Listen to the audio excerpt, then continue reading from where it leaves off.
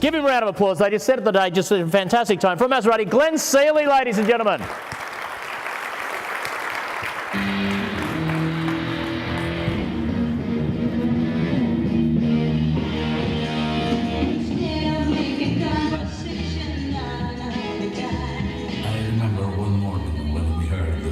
Racing and went outside. I stood there with my friends, but instead of looking at the cars, I closed my eyes at every bend, listening to the sound of their engines. 24 aprile 1932, già Fagioli sul Maserati V5 prende il largo ed è il vincitore assoluto. 5 Italian brothers, inspired mechanics, with the courage to take on Mercedes, Auto Union and Alfa Romeo. La rossa Maserati numero 2 è arriva al traguardo. Then we started constructing in Gran Turismos. We built them on stands right alongside the racing cars.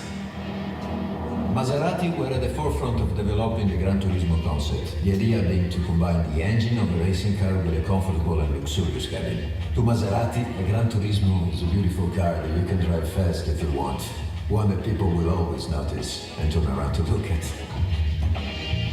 In 1963, the four-door sports sedan did not exist. It was invented by Maserati, the Quattro Porte.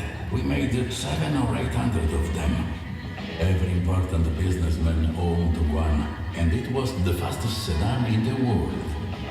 I really love classic cars. I'm always looking for references in their details when I'm designing Maseratis, but without being too retro. Slim, subtle, and low dashboards that allow the best possible view of the road ahead are an integral part of the driving experience. The Gran Turismo philosophy perfectly embodies the dual soul of the Maserati, elegance and sportiness. For over 60 years, Gran Turismo has been much more than a name to us. It's a philosophy we apply to all our models.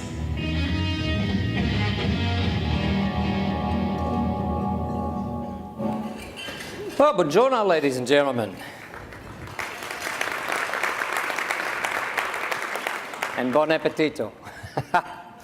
So, look, whilst that clip summarises very succinctly the Gran Turismo philosophy, and that is a racing engine, a luxurious cabin, seating for four and room for luggage, it also shows the one thing I love, and that is the smile, the reaction people have when they're driving our cars.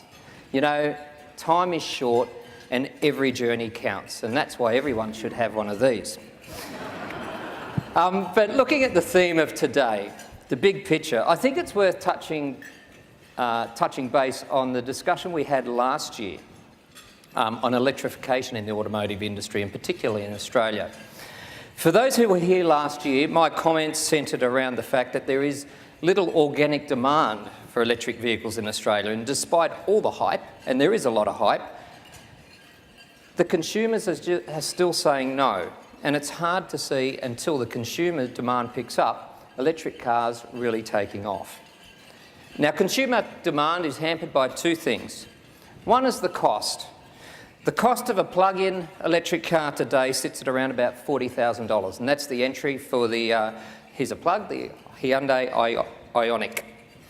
But the equivalent internal combustion engine vehicle costs around about half that, $20,000. So $20,000 will buy you a lot of fuel at that level. The next one is the range anxiety. The car is about, and has always been, about independence and freedom. And Australians feel secure knowing that with significant range in their internal combustion engines, they can do their weekend trip away to Mudgee, or indeed their annual road trip up to the Gold Coast with significant range, and knowing that there's a petrol station in every small town that they're going to, and in fact normally 3, 4 or 5. Filling up takes about 5 minutes, and this compares to lower range, reduced convenience on charge points, and of course longer time taken to charge. Today, the choice to go electric reduces independence and it reduces freedom. We talked about AI today, and the one thing, anything to do with technology, certainly for us, if technology doesn't give the human time, and it doesn't give the human independence, and it doesn't give the human freedom, it's not good technology. AI does, but until we get some infrastructure around electrification, it doesn't. So in short, unless there is a manufacturing breakthrough today that allows electric cars to be produced at an equivalent cost to internal combustion engines, or indeed governments decide to kick the can and subsidise electric cars in Australia, this is going to take a while to kick off. So what's changed since we spoke last year? Well, not much. There's no additional subsidies on electric cars. There are a few more charge stations being put in, that's for sure, but not enough. And there are some new models coming in. Jaguar have a new car, Audi have a new car which will come through later this year, BMW also have one. But these are all coming in at around about $120,000. Now it could also be argued that our electricity grid is a little bit less stable than what it was this time last year. And plus, the majority of our power is coal-powered or coal-generated. Now, you can see the irony in that, I'm sure. So, plug-in electric cars, the amount of plug-in electric cars sold last year, according to VFAX, so 2018, totalled 1,352. It's an improvement on the 1,124 sold in 2017. And the optimists would point out that this is a 20% growth rate in a declining market. However, compared to the market size of just over 1.15 million, it's a market share of 0.1%. I think we can safely say the consumer is not convinced on electric cars today. They vote with their wallets. Indeed, there was a report published by Energia in May last year prepared for the Australian Government's Renewable Energy Agency and Clean Energy Finance Corp. And on their model, without government intervention, plug-in EV sales will achieve 10%, not 50%, not 100%, but 10% of sales by the year 2028, in another 9 years. The Australian Government today banks just over $15.5 billion in fuel excise and duties. Now, I don't see them spending money to subsidise EV cars or electric vehicles to accelerate the take-up, only to reduce their revenue from fuel and excise duties. It's, as they say, a double whammy. You're spending more money to go over here, whilst your revenue stream is coming down over here. So all this chat about electric vehicles, the one bit of advice I would give you is keep an eye on hydrogen. It's interesting and it's coming up quite quickly. Now, all this said, Maserati will, within the next 5 years, expand its offering to include plug-in electric vehicles. However, an important step to this move, especially for the Australian market, is to make sure we continue with internal combustion vehicles, but also put a stepping stone in, and that will be hybrid technologies. And we'll use hybrid technologies in the drivetrain. We see these two propulsions, certainly in the medium term, for the next 10 years, as still remaining dominant in the Australian market. But where we see real and accelerated change, and I spoke last year about automated technology in the automotive sector, that is going to fly. But to put a local, sort of a local slant on things, where we see real change is in the retail sector. We all are touched by retail, and it's undergone significant structural change over the last decade, and that is obviously set to continue. This has an effect on most of us in this room, either as consumers or indeed as retailers. Online has certainly had an impact on bricks and mortar. I think David Jones and Meyer have had more CEOs in the last couple of years than we've had Prime Ministers. But it's more than that. Here are a couple of trends that we at Maserati see as watching, and it's certainly something we're trying to adapt to. And the first one I can think of is set your brand up. Set it up as a culture. Now that sounds like a motherhood statement, but it's so important with the new generation of customers coming through. We see Maserati not as an automotive brand, but as a high-end lifestyle brand. Couture on wheels, really.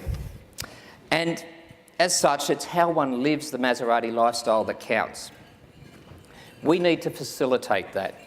And we need to show just how the brand is being experienced in the right locations at the right time, not just international, but certainly with a strong local focus. Social media is a great way to get this out, and you'll see some of the photos running around now. With owners and guests, they all post. So whether it's a customer track day, whether it's attending a private rehearsal with the Australian Chamber Orchestra, a cooking masterclass with Gianni Pilu, who teaches you how to make fantastic pasta in a showroom, or indeed just a private dinner with beautiful wines curated by Pernod Ricard. I mean, you get the picture. Lifestyle is as important as the product. And this then leads to other great offshoots. We have Maserati products like clothing, watches, jewellery and the like, all of which we do today. And selling this merchandise probably points to the involvement of the internet. We hold it in the showroom, but nearly all of it is sold online. Our view is the retailer should offer an experience. Gone are the days when people visited the store to do research. They've pretty much made up their mind, or they've certainly got a very defined shortlist by the time they get there to the retail outlet.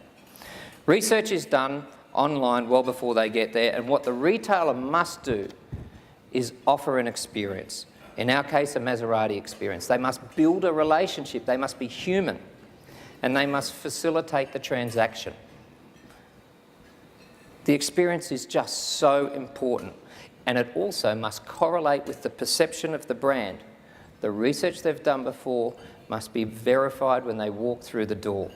And for a brand like Maserati, that is vital. If you don't do that, retail is bloody hard.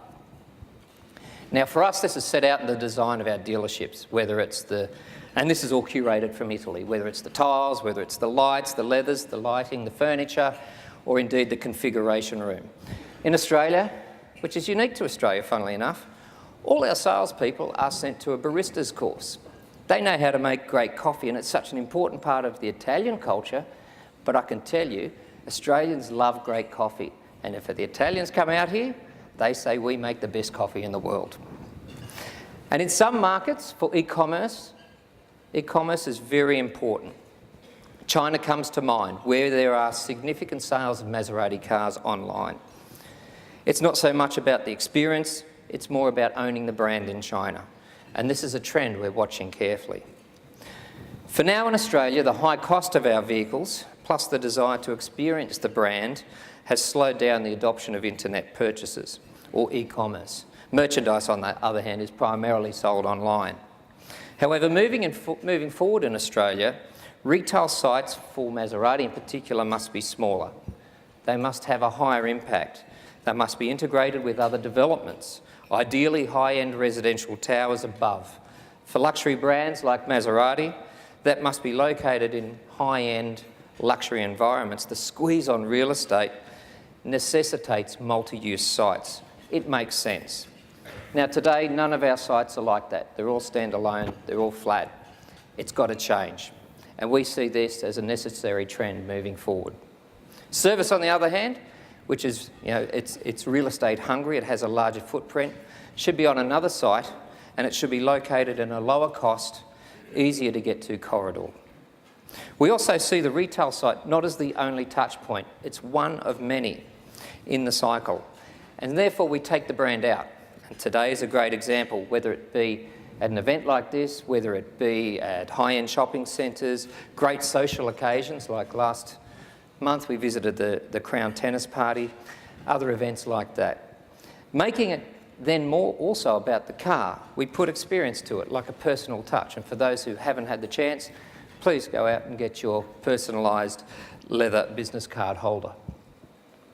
And as car companies start to assess their roles in society, their role in mobility, and certainly their value on the share market and the value of their company, they're starting to appreciate what they have. And that is significant amounts of data. And data is valuable. Smarter and facilitated by great networks like 5G, but smarter connected cars can reveal driving habits, both good and bad. It can reveal behaviour. For example, if we're talking about retail, which shopping centre is visited and when? How long are they staying for? Where do people go for their weekends? Where do they go for their domestic holidays? This data is very valuable. Cars have dedicated screens on which, with autonomous driving, can become advertising space. Think about it. On your way to Chadstone Shopping Centre on a Saturday morning, because that's what you do, and you're in your autonomous car, the car knows your habit. It'll find a parking space for you, it'll park the car for you, but on the screen it will also alert you for the specific deals in the centre and the experience that's going to be happening in Chadstone Shopping Centre that day. It'll all be personalised to you. Personalised and direct advertising. Now, as the retailer in store, I'd pay for that. You know what? I'm going to finish up. I'd just like to say it is one of the most exciting times to be in business. The fourth industrial revolution, what a great time. We're all going to be part of it. And I'm one of those optimists who think it's change, and it's fantastic. And the pace of business today is really something I look forward to. So enjoy your lunch and we'll talk soon. Thank you very much, Glenn. Yes, I've got my little bit of Maserati memorabilia outside, as he mentioned there. There's a beautiful little leather press over there in the corner of the foyer. Take your business card over and get your own name pressed onto this beautiful little card holder. Thank you very much for that presentation, Glenn. I apologise, I did get a little bit carried away, the whole Maserati thing. As I said, I don't often get to do corporate plugs or anything like that, but I've managed to rein it all back in. I just want to say, by way of introducing our next speaker, I don't know about you, but if I've ever got to manage key aspects of my day-to-day business operations, from finance, marketing, distribution, supply chain, asset, facility management, all within one fully integrated system, there is only one specialist ERP software solution that I use, and that is Pronto. Ladies and gentlemen, actionable insights, modular, fully integrated, strong security. I like nothing more than just coming home in my Maserati, parking it in the garage, going into the house and getting some unique, workable business insights out of my Pronto specialist ERP software solution. So here to tell us a little bit more. Give Chad Gates a big round of applause. All yours, Chad.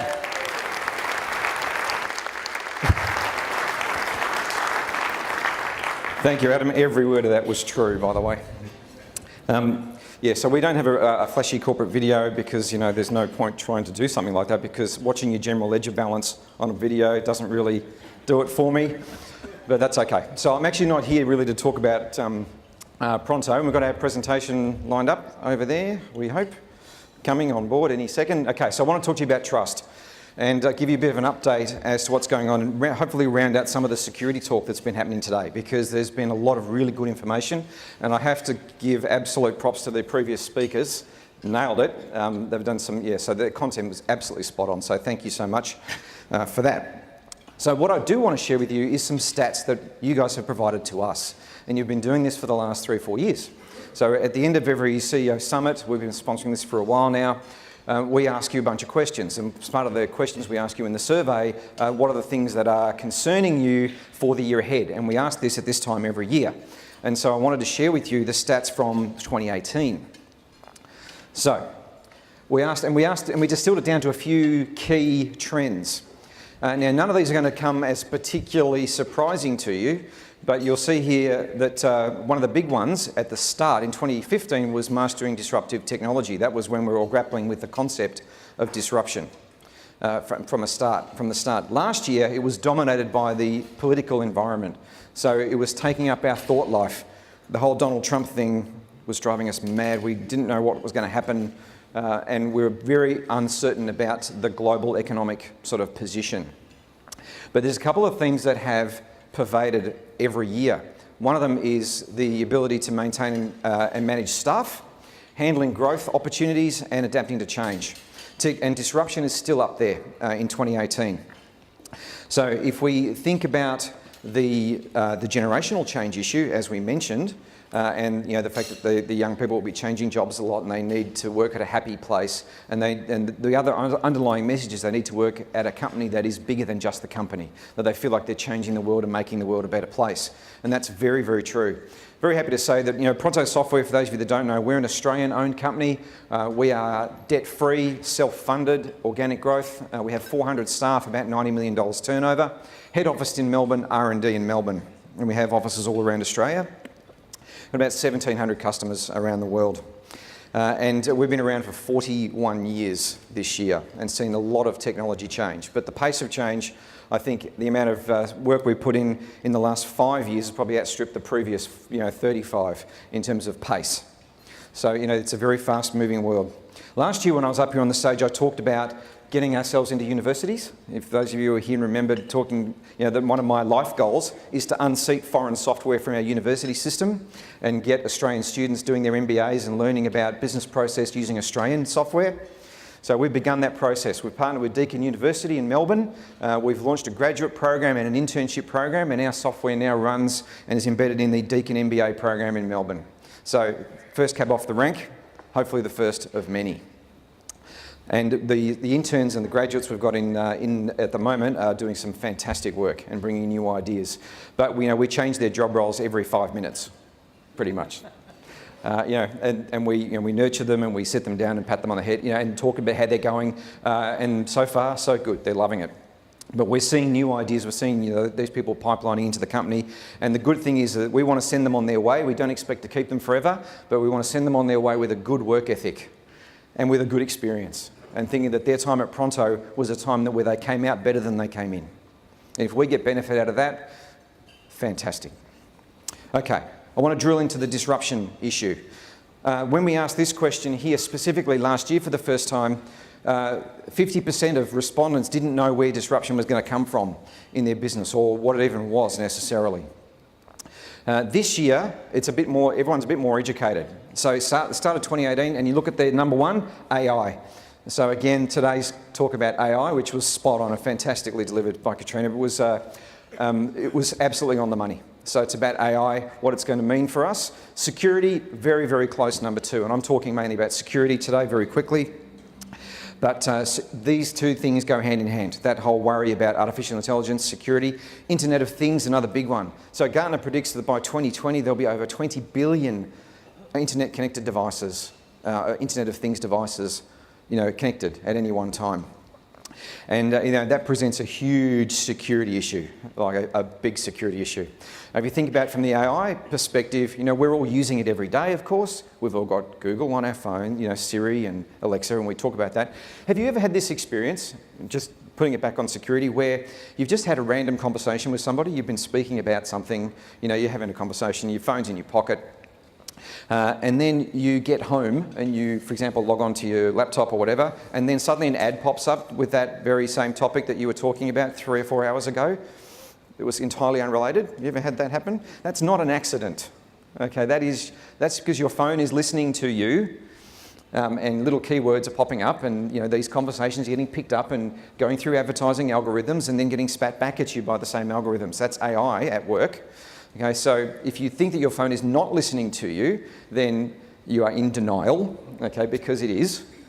And we've got these home smart devices at home that are listening to us, and we are sharing our deepest, darkest secrets with Google, with Amazon, with Microsoft, all the time. There was a certain television maker, actually, who was pinged by the authorities recently for their little cameras and the Skype equipment they had in their TVs.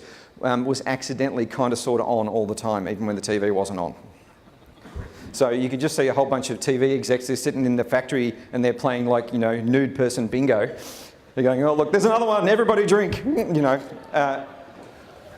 or maybe that's just my house. But the point being is that we have to make sure that we understand the technology that we're using and understand that what we are exchanging in exchange for value.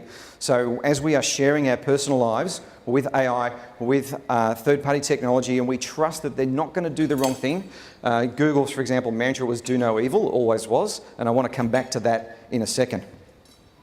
But what this means is that the legislators and businesses are running at 1,000,000 miles an hour to try and keep up with this stuff.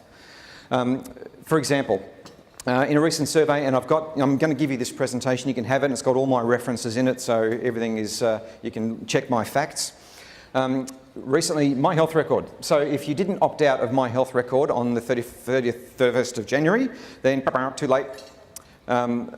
So whether that's a good thing or a bad thing, time will tell. But just wanted to say this, that the one in Singapore got hacked recently, which is supposed to be much better than ours. And 14,200 HIV patients' personal data was published on the internet. The one in the UK, I think also, when that was first done, it got a bit hacked too. And they flew people over from the UK to run ours. Just saying. They went to work for a television maker after that, and look, cameras. Anyway, so but the point being is that we need to know what's happening with that data. We need to know, what we're doing, what we're sharing.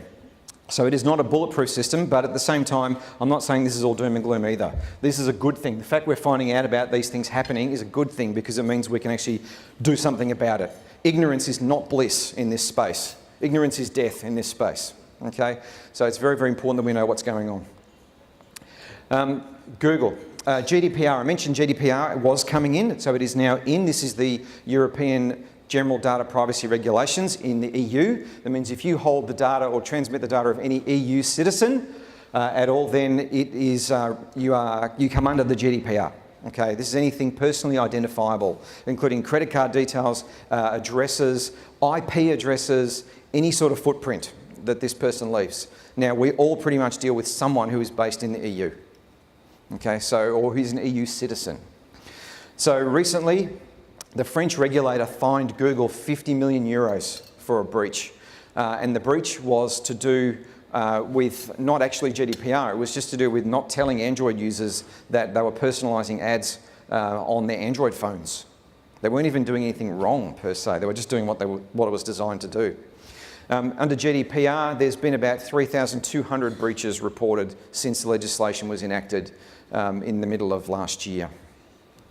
In Australia, the National Data Breach legislation came in February last year, and since then there have been 550 reported notifications. Now, under the Australian law, you get 30 days to notify the government if you get breached. And that is if someone's data is compromised and you know that data has been compromised, you have to tell the government and you have to tell the end users who got breached.